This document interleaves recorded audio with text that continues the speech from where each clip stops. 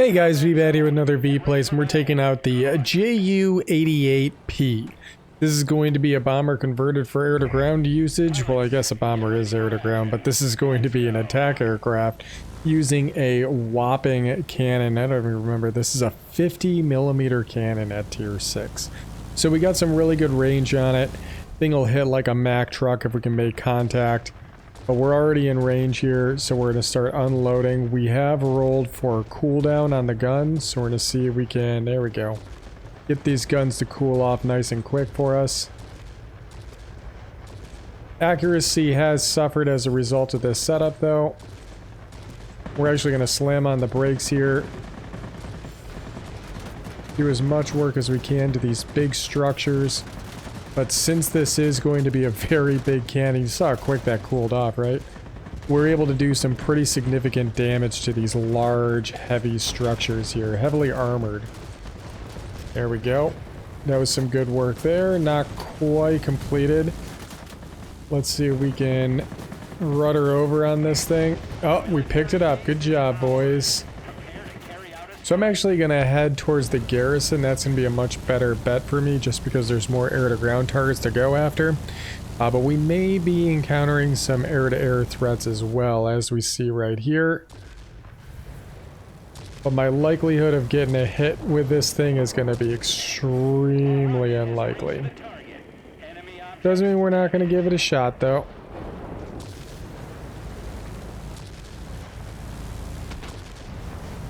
Oh, alright, let's just ignore that. It's a bad move. Let's get down a little bit lower so we're not as tempting of a target. And we're going to start heading towards their military facility because they have not gotten anything towards capture yet. We don't have any air-to-ground ordnance, much like the Ju-87. The...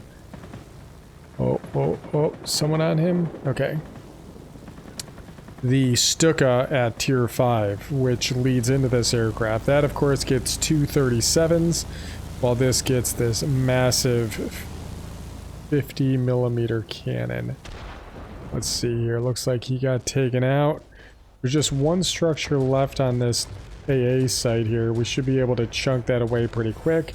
Hitting the brakes, trying to get some more work done. Ooh. On the tent site, I do see a multi-roll here. It's human controlled. Oh, no joy on getting that hit. And he managed to take out our tail. So the best thing we can do right now is to just try and burn away and get out of the zone as quickly as possible. Losing our tail, we're using the manual flaps to try and get a little bit of a nose up here. And get out of the zone so we're not hurting the capture chances here of our team. And we died outside the zone, keeping the enemy on the back foot. We're going to respawn at the airfield and make our way back in there. It was a good chance that we were going to lose our aircraft, and I see a lot of people still flying bombers at really high altitudes or flying ground attackers in relatively uncontested zones.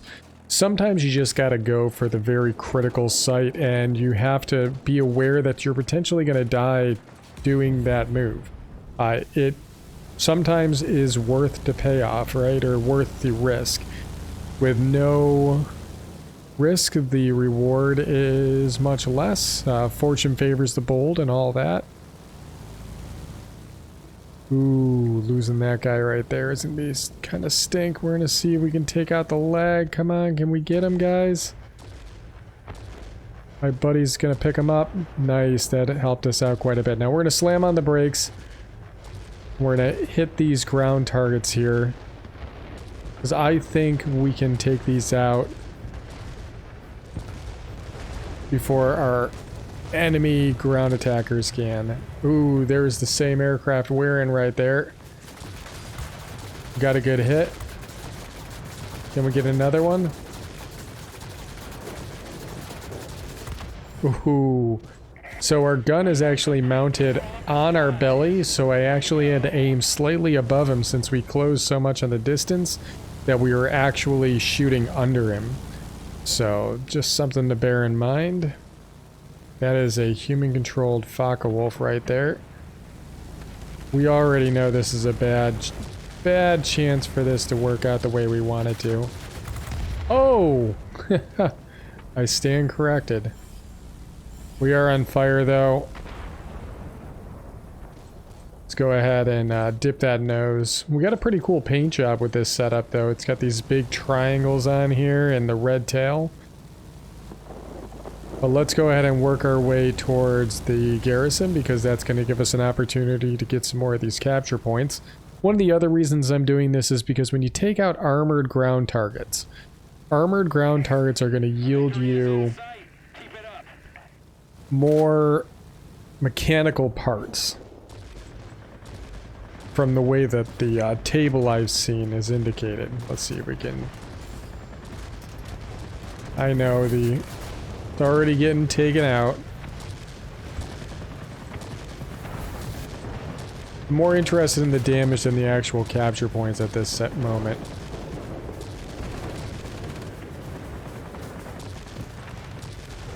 Ooh, almost clipped it there. Gonna go ahead and nose up, hit the brakes, rudder over, and then kick the boost back on. And that's how you make that really effective sharp turn there. So we're slamming on the brakes and the manual flaps to try and ease our transition into the zone. There we go. Solid move. Ooh, still struggling.